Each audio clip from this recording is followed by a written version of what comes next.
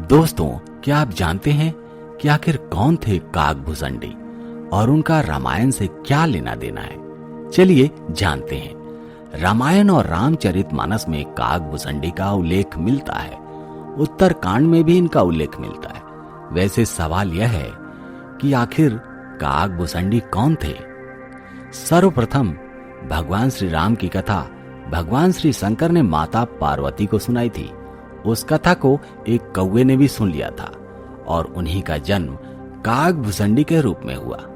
जब राम बालक थे तब वह उनके पास ही रहते थे। काकभुसंडी को पूर्व जन्म में भगवान शंकर के मुख से सुनी वह राम कथा पूरी तरह याद थी, इसलिए वे राम के पास रहकर उनकी बाल लीला देखा करते थे। लेकिन एक दिन उन्होंने राम के हाथ से रोटी का टुकड़ा छीन लिया। भगवान राम रोने लगे। काकभुसंडी सोच में पड़ गए कि क्या तीनों लोकों का स्वामी रोटी के एक छोटे से टुकड़े के लिए रो सकता है? उसके मन में भ्रम उत्पन्न हो गया और वो सोचकर वहां से उड़ चले कि ये तो कोई साधारण सा बालक है। आकाश में बहुत ऊंची और बहुत दूर जाने के बाद अचानक उनकी नजर पीछे पड़ी। तब पता चला कि वह बालक अपनी शक्ति से उनके पीछे आ रहा है। तभी काकभुसंडी चक्कर खाकर नीचे गिरने लगते हैं। जब उन्हें होश आता है तो वो देखते हैं कि वो उसी बालक के चरणों में गिरे पड़े हैं जो थोड़ी देर पहले महल में रो रहा था। यानी कि प्रभु श्री राम की ये लीला देखकर उनकी आंखों से आंसू निकल गए। काकभुसंडी ने भगवान राम की कथा अपने शिष्यों को सुनाई। इस प्रकार राम कथा का प्रचार प्रसार भी हुआ।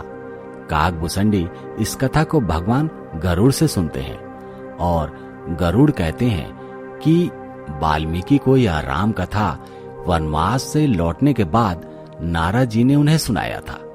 जब रावण के पुत्र मेघनाथ ने श्री राम से युद्ध करते हुए श्री राम को नागपाश से बांध दिया था, तब देव श्री नारद के कहने पर गिद्धराज गरुड़ ने नागपाश के समस्त नागों को खाकर भगवान श्री राम को नागपाश के बंधन से मुक्त कर दिया था।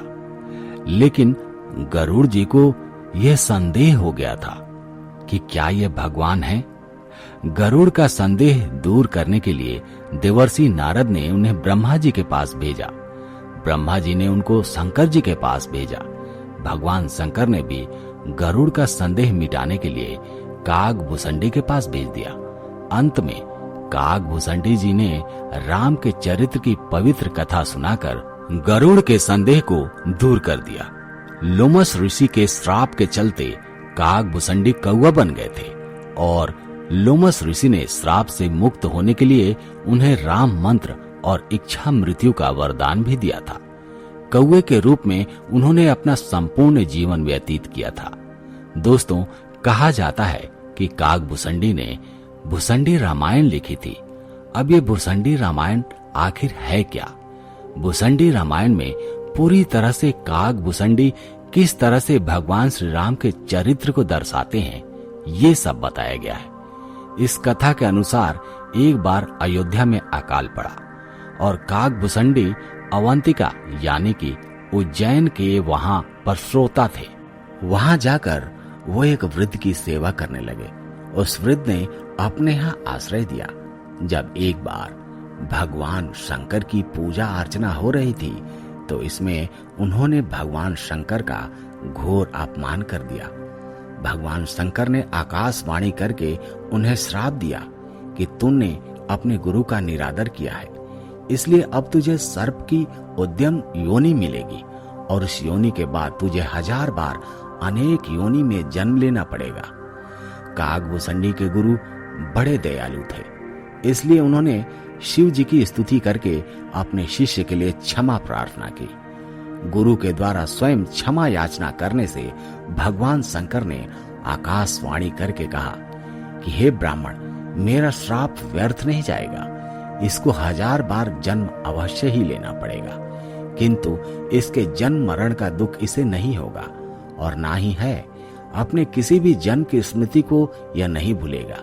इससे अपने प्रति एक जन्म का स्मरण बना रहेगा। जगत में इसे कुछ भी दुर्लभ नहीं होगा और मेरी कृपा से इसे भगवान श्री राम के चरणों के प्रति भक्ति प्राप्त होगी।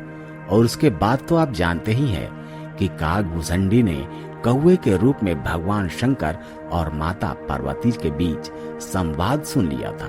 वो कथा सुन ली थी जो भगवान शंकर ने माता पार्वती को बताई थी।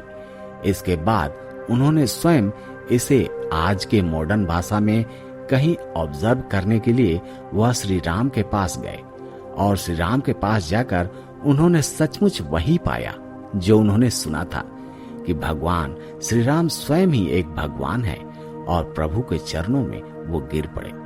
दोस्तों, मैं आपसे एक विनम्र निवेदन करता हूँ कि अगर आप वाकई में भगवान कृष्णा जी को अपने दिल से मानते हैं तो इस वीडियो को लाइक कर दीजिएगा, चैनल को सब्सक्राइब कर लीजिएगा एवं कमेंट बॉक्स में लिखिएगा जय श्री कृष्णा।